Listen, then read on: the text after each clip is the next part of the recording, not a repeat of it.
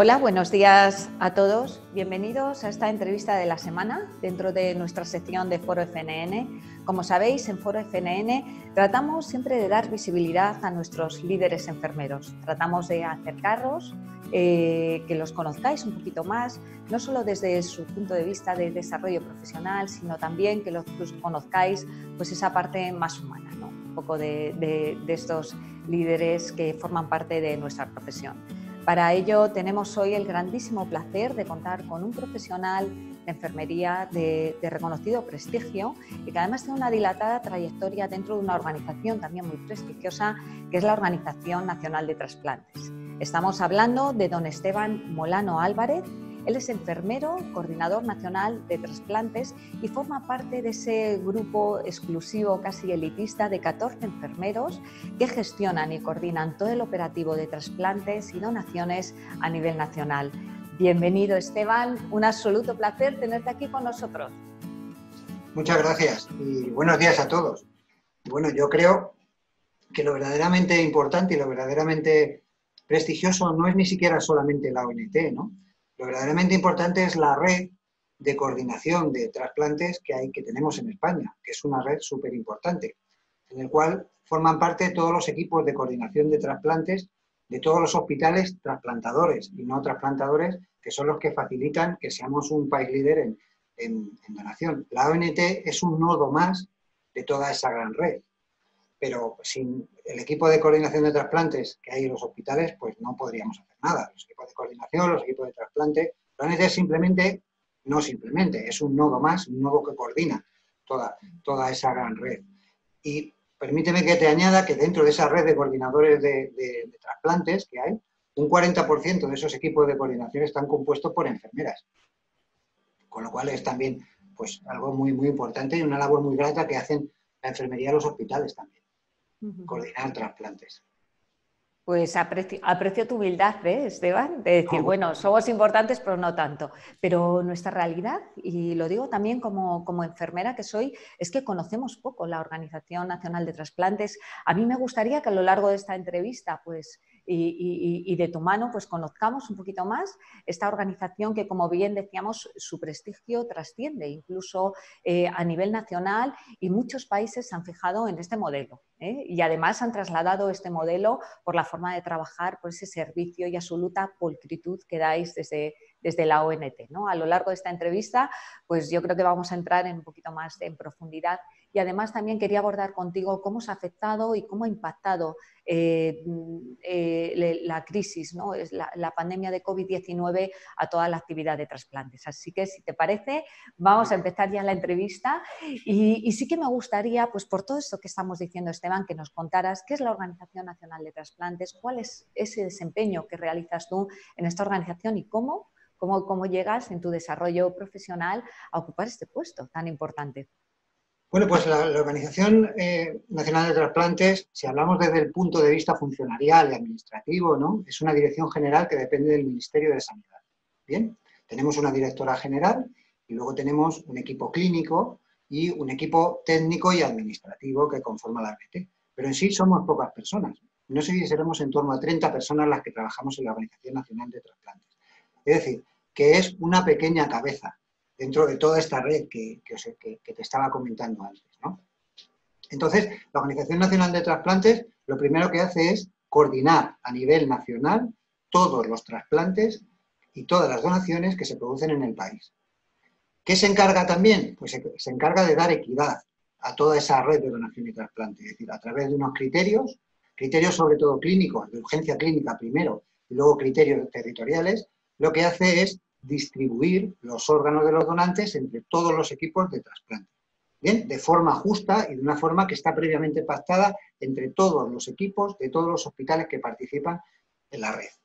Bien, es decir, somos, por así decirlo, como una especie de jueces en esa parte, ¿no? Aparte, sí, es complicado, pero bueno, se hace previos acuerdos con todos los equipos. Nosotros solamente lo que hacemos es llevar a cabo unos criterios. Aparte, somos asesores. La ONT también funciona asesorando en toda la actividad de donación y trasplante. También funciona proporcionando docencia dentro de la donación y el trasplante. También funciona recopilando datos. Somos una agencia de datos que exporta datos al exterior y que ayuda con todos los datos que nosotros recopilamos a mejorar la actividad. ¿Mm? Todo eso sería la Organización Nacional de Trasplantes. Todo eso y más. Es decir, también nos encargamos, eso que has dicho antes, de exportar este modelo que ha sido siempre un modelo muy, muy importante y muy provechoso, el modelo español que tú has dicho muy bien, exportar a otros países la forma de hacer que tenemos, ¿no? Que básicamente se basa en un modelo organizativo bueno, en un buen modelo organizativo. Esa es la clave de nuestra organización. No sé, Pues sí, no, un poco, yo creo que lo has explicado muy bien, Esteban, y bueno, pues empezamos a esbozar un poco por aclarar, ¿no?, entre todos los profesionales qué es la ONT. Y enfermería, exactamente qué papel juega dentro de todo este entramado, de toda esta estructura. Mira, cuando comenzó la ONT hace 30 años, ¿sí? Ya sabéis, bueno, todo el mundo conoce al fundador de la ONT, que es el doctor Rafael Matezán. Pues se fue con cuatro enfermeras. 4 o 5 enfermeras fueron las primeras enfermeras que conformaron la ONT junto con él, ¿no? Y a partir de ahí fue creciendo como ha estado creciendo. De estar en cifras bajas de donación y trasplante, empezó a subir hasta ser líderes mundiales, como tú has dicho antes. Y Matezán, entre otras cosas, pues fue muy claro y fue un líder muy claro eligiendo enfermeras para este tipo de puestos, ¿no? ¿Por qué? Nosotros, la enfermería de la Organización Nacional de Trasplantes, nos dedicamos sobre todo, nuestra labor principal, aunque luego hacemos labores paralelas, labores también importantes, pero nuestra labor principal, a la que dedicamos el 70% de las horas de nuestro trabajo, es a coordinar procesos de trasplante, de donación y de trasplante. Entonces, ¿a qué nos dedicamos los profesionales de la ONT? Bueno, pues una enfermera coordinadora de trasplante de la ONT lo que hace es, cuando hay cualquier donante en nuestro país, a nosotros nos llaman, nos cuentan al donante, junto con el coordinador hospitalario valoramos a ese donante, valoramos Sí, perdona que te interrumpa, Esteban. En todos los hospitales, ¿no?, sí. Donde se realizan trasplantes, ¿no?, y donaciones, hay un equipo de trasplantes, no en todos, ¿no?, porque depende, hay hospitales comarcales que sí, en los hospitales más grandes, sin lugar a dudas, pero no hay implantado un equipo de donación en todos los hospitales, ¿no? Pero aquellos que tienen es con las personas con las que habláis vosotros y os coordináis, ¿no?, con ese equipo de donación. Casi todos los hospitales tienen un coordinador que en muchas ocasiones es una enfermera, ¿eh? Entonces, este coordinador de trasplantes es el que va a organizar la logística intrahospitalaria, va a detectar al donante, casi es la figura fundamental de todo esto que estamos hablando, de toda la red. Ese coordinador de trasplantes va a detectar a un donante, va a ser el que nos lo va a contar, una vez que ha solicitado a la familia pues, su acceso a la donación, y ese coordinador nos lo va a comunicar. Nos comunica un donante. Cuando nos comunica un donante, nos lo cuenta. Que nos cuente un donante significa que nos diga cómo está la exploración física, cómo son sus constantes, cómo es su analítica y cómo son las pruebas instrumentales que le han hecho. Y a partir de ahí nosotros, junto con él, valoramos qué órganos son donables. Valorando la edad, valorando su analítica, valorando los estudios instrumentales, vemos qué órganos se pueden donar. A partir de nosotros saber qué órganos se pueden donar, empezamos a gestionar cómo distribuirlos. Es decir, ¿a quién le corresponderían esos órganos? Porque hay hospitales que pueden tener donantes, pero no trasplantan. ¿Bien? Entonces, a partir de ahí, por ejemplo, damos prioridad siempre a la urgencia cero. Es decir, podemos tener una urgencia cero en Asturias y un donante en Sevilla. Pues ese hígado de Sevilla para esa urgencia cero que tenemos en Asturias, pues sería la prioridad, mandar ese hígado a esa urgencia cero que tenemos en Sevilla, o una urgencia cardíaca. Bueno, hacemos esa fase de distribución y una vez que hemos distribuido nos ocupamos ya desde la ONT en pensar la logística. ¿Cómo podemos llevar en el menor tiempo posible equipos para ir a por esos órganos o que esos órganos extraídos por los equipos de los propios hospitales lleguen a otros lugares, a otras zonas, a otros hospitales donde hacen falta, ¿no? Toda esa labor logística de valoración clínica lo hacemos los enfermeros de la Organización Nacional de Trasplantes. Lo he reducido mucho. Es bastante más complejo. Seguramente es muchísimo más complejo. ¿Tú nos lo has contado así como muy sencillo? Es la virtud que tienen algunos de hacer de algo muy complejo, pues algo muy sencillo, pero sí nos hacemos idea de que realmente pues es un proceso, Claro, además un proceso meticuloso, un proceso cuidadoso, claro, donde además muchísimas medidas de seguridad a todos los niveles, ¿no? Que claro. Luego, garanticen que ese órgano llega a las máximas, en la máxima calidad y seguridad para ser trasplantado, y que todo eso es un proceso y encima con el tiempo en contra. claro, y luego sobre todo la valoración esa, nosotros en Sí. esa primera valoración tenemos que también evaluar los posibles riesgos en los antecedentes que puede tener, por ejemplo, el paciente. Mira, antecedentes tumorales, pruebas serológicas que a lo mejor nos pueden faltar, todo eso lo tenemos que evaluar. Hasta hace poco, por ejemplo, el HTLV no se pedía, ahora se pide en todos los donantes que tenemos. Ahora el COVID, pues imagínate, ahora tenemos que tener resultados tanto en donantes como receptores de la prueba de COVID. Entonces, bueno, todo esto lo tenemos que evaluar nosotros, que no perdamos ningún dato que pueda ser importante para todo este proceso, ¿no? Pero por eso te decía, los enfermeros en esto somos, yo creo, el mejor equipo, porque primero podemos hacer valoraciones clínicas. Los enfermeros, ¿por qué no podemos hacer una valoración clínica? Nosotros estamos adiestrados para saber qué órgano se puede donar, qué órgano no se puede donar. Primero hacer una valoración clínica. Gestionar, pues muchos hemos sido enfermeros que hemos gestionado. Y aquí gestionamos equipos, gestionamos tiempo, gestionamos mucho bien material, contratamos aviones, ¿no? Claro, es Entonces, que... combinamos todo eso, gestión logística con valoraciones clínicas que hacemos nosotros también. Entonces, yo creo que el enfermero, la enfermera, pues es un profesional ideal para este puesto. Es más, yo creo que no debería de haber otro.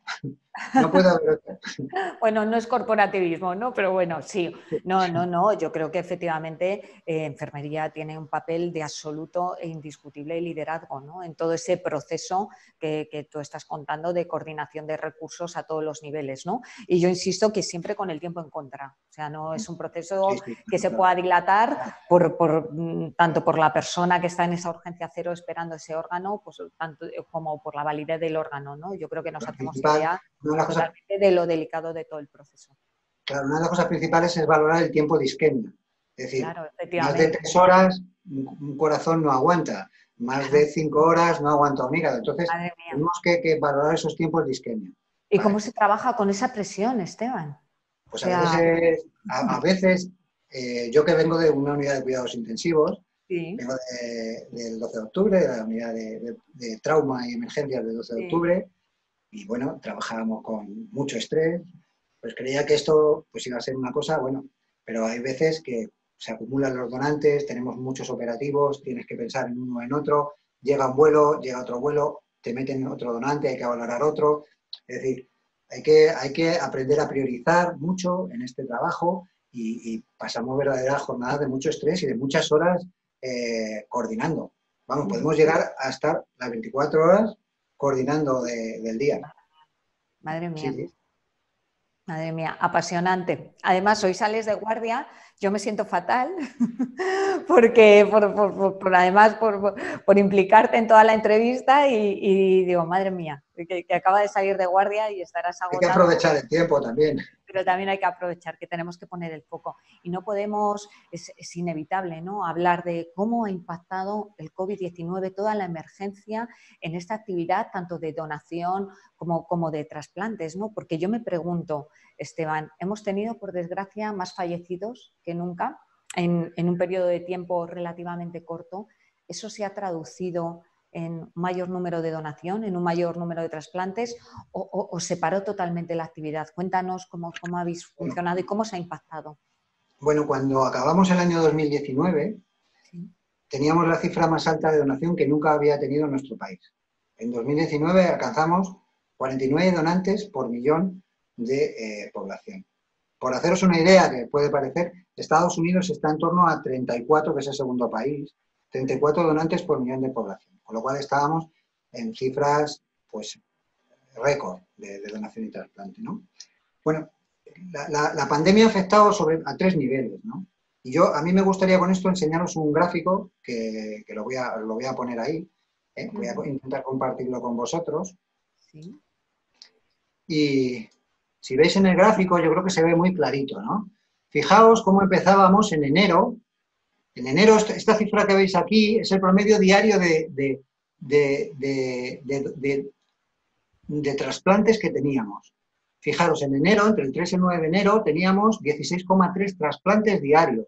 Y llegamos a tener hasta 18,6 a mediados entre enero, a finales de enero y principios de febrero. Estábamos en cifras todavía más altas que el año pasado, a principios. Fijaros, estos son los donantes que teníamos de media. Pues llegamos a tener 8,4 donantes al día, que es muchísimo, de media esos meses de enero y febrero, ¿no? Bueno, cuando ya empezamos a oír hablar de la COVID y empezamos a oír hablar de la pandemia, ¿no? Estas cifras empezaron a bajar. Cuando el estado de alarma nacional, pues ya bajaron pues, a cifras catastróficas, ¿vale? Y cuando empezó la desescalada, volvió a subir. En el fin del estado de alarma nacional, está muy actualizado este gráfico porque acaba, fijaos, en junio, el 2 de julio en este mes. Fijaos cómo está volviendo a subir. ¿Veis? Del pico que hizo aquí abajo, que hizo en abril, de la semana 3 al 9 de abril, ahora ya estamos pues, en cifras que empiezan a estar dentro de lo normal. Estamos todavía un poquito con cifras un poco más bajas, ¿no? Y me preguntabas tú a qué niveles afecta, ¿no? Pues ha afectado a 3 niveles. Ha afectado a nivel de donantes. ¿Por qué afecta a nivel de donantes? Porque las UBIs son nuestros mayores proveedores de donantes. Y las UBIs estaban ocupadas por pacientes infectados de COVID.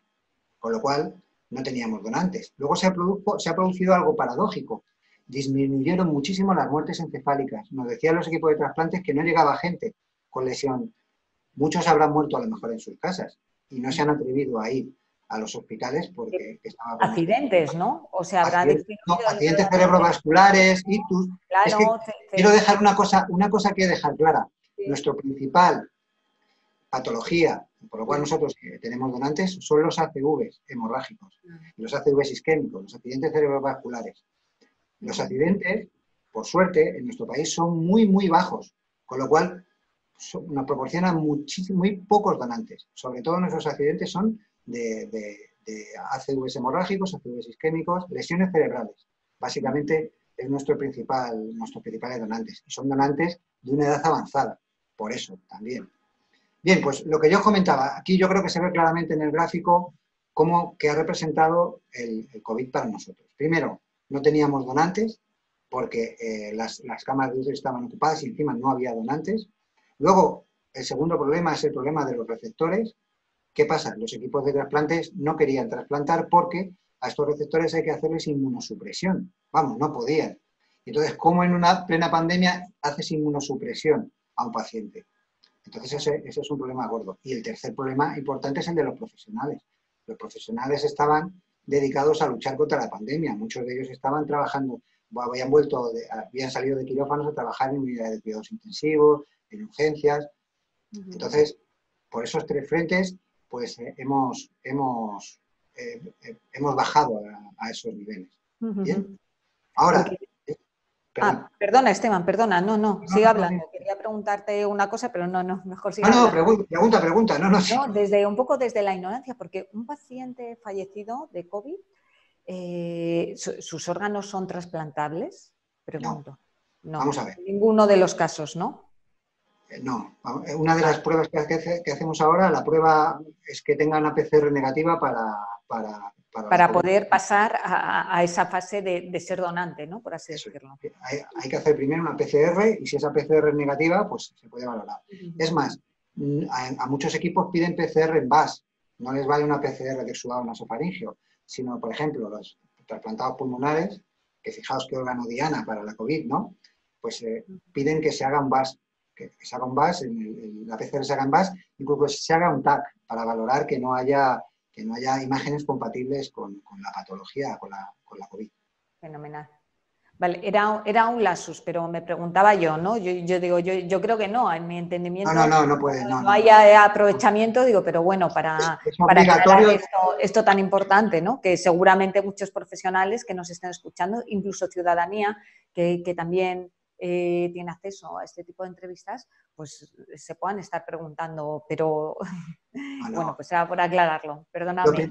Lo principal de todo el proceso, me parece muy bien que me lo preguntes, porque es que además lo que tiene que quedar claro que lo principal de todos estos procesos es que haya la mayor seguridad posible. La seguridad al 100%, la seguridad al 100%, sabes tú, que en los procesos biológicos, sanitarios y médicos, pues es casi imposible, pero nosotros tenemos que intentar llegar lo máximo posible al 100% de seguridad cuando se hace un trasplante, ¿no? Sobre todo porque vamos a tener un receptor inmunosuprimido. Cualquier cosa que se le pueda transmitir de un donante a un receptor va a ser mucho más grave en ese Claro que sí.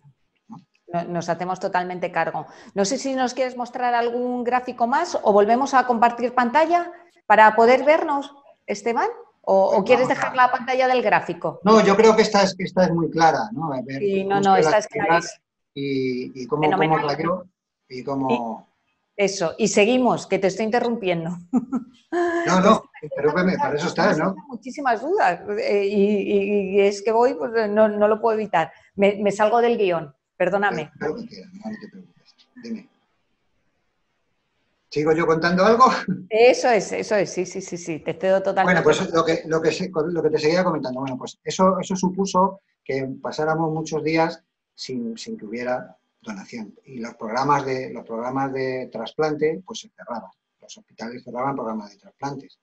Sin embargo, fíjate que incluso esos días, eso hay que agradecerlo muchísimo a esos equipos que hablaba yo de coordinación y a esos equipos de trasplante, que, pues, sin embargo, incluso esos días ha habido también donantes. Hubo donantes en zonas, obviamente, menos donantes en zonas que estaban más tocadas por la pandemia, pero España ha sido muy desigual en todo esto. Y en que zonas somos solidarios, somos solidarios.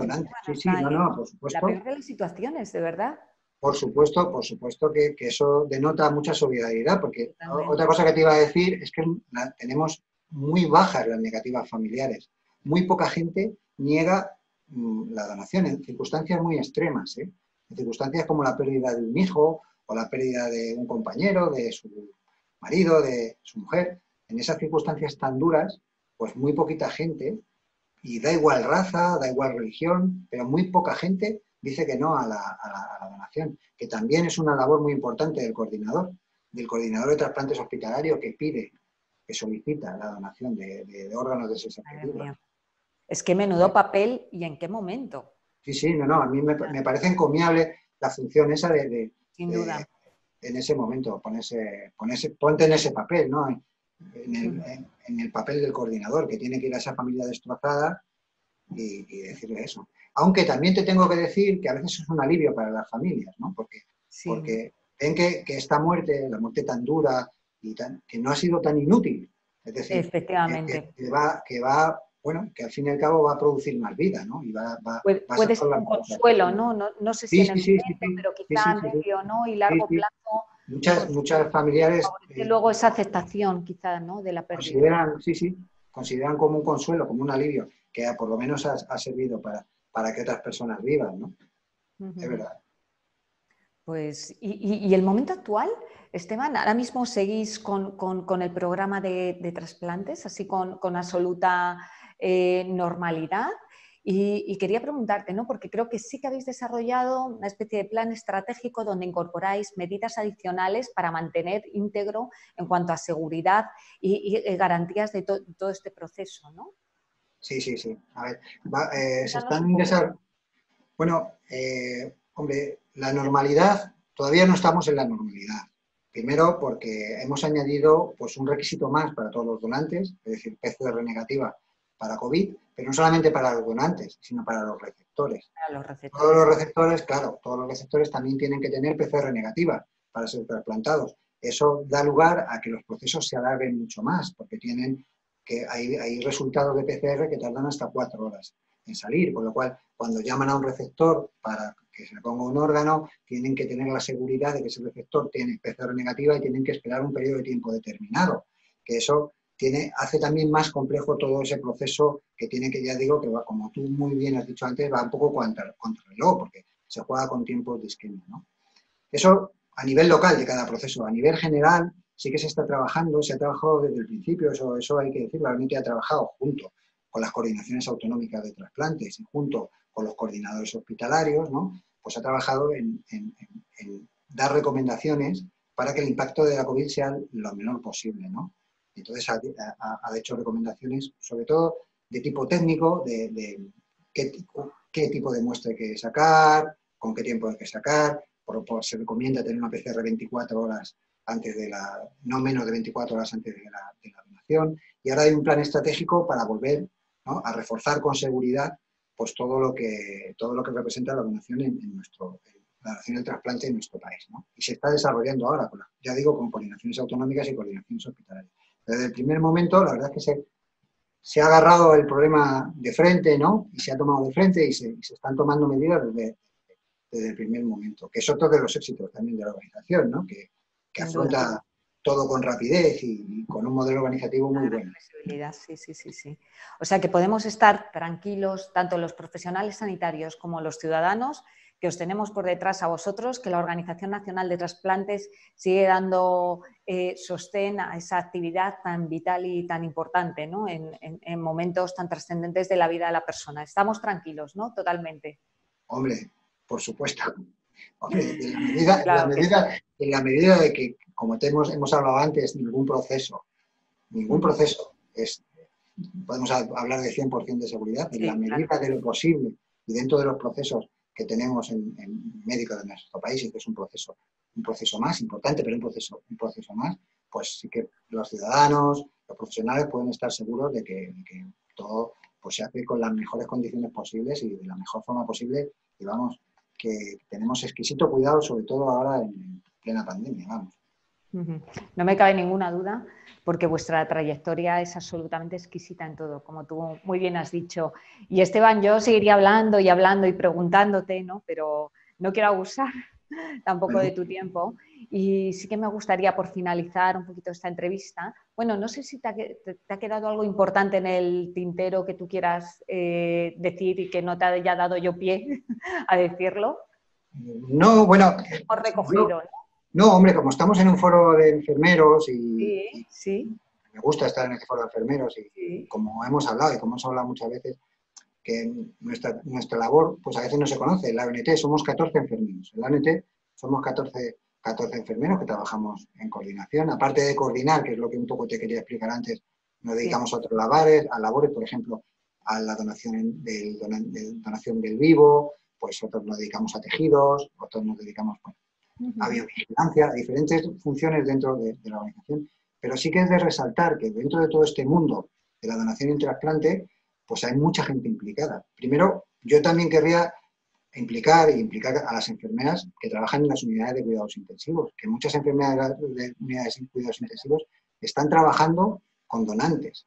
Están trabajando primero con pacientes que por desgracia fallecen, muchos van a ser donantes, y ese mantenimiento que hacen tan bueno las enfermeras de las unidades de cuidados intensivos, hacen que se puedan trasplantar muchos receptores. Es decir, primero, aludir a nuestras compañeras de enfermeras de UCI, que yo creo que están metidas dentro de lo mismo. Enfermeras de urgencia, de cuando llega el paciente con el ACV, enfermeras de intensivos, ¿no? Luego las enfermeras de coordinación, que como te digo, hay 40% de los equipos de coordinación, el 40% de los equipos de coordinación de trasplantes están constituidos por enfermeras. Es decir, mucha enfermería implicada en todo esto. Y luego la gente que trabaja en laboratorios, la gente que trabaja, mucha gente implicada en la donación de un trasplante y que hacen que esto sea posible. Nosotros, pues, tenemos la ONT y estamos como ONT, pero esto es un trabajo de mucha gente. Y en cada proceso, no solamente estamos trabajando, pues, la ONT, los cirujanos, sino hay más de 100 y pico personas en cada proceso de trasplantes. Gente de aeropuertos, gente en muchísimos sitios implicadas y además de forma totalmente altruista. La gente de los aeropuertos es de forma, los militares. Muchas veces pedimos ayuda al Estado Mayor del Aire, que nos hablan en aeropuertos y cosas así. Es decir, que hay mucha gente, muchos ciudadanos y muchos profesionales implicados en cada esto. Y sobre todo destacar la labor de las enfermeras, tanto las que mantienen donantes, como las que coordinan, como todo lo demás. Pues nada, interesantísimo, Esteban.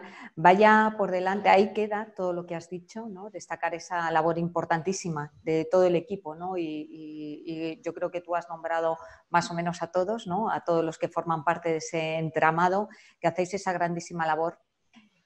Vaya por delante mi admiración personal, pero yo creo que despertáis admiración no solo en la población y en el profesional sanitario, sino también, desde luego, en la población, en la ciudadanía. Vaya por delante, que tenéis todo nuestro respeto, toda nuestra admiración y que desde luego es un orgullo contar dentro de nuestro país con una organización así. Muchísimas gracias, Esteban.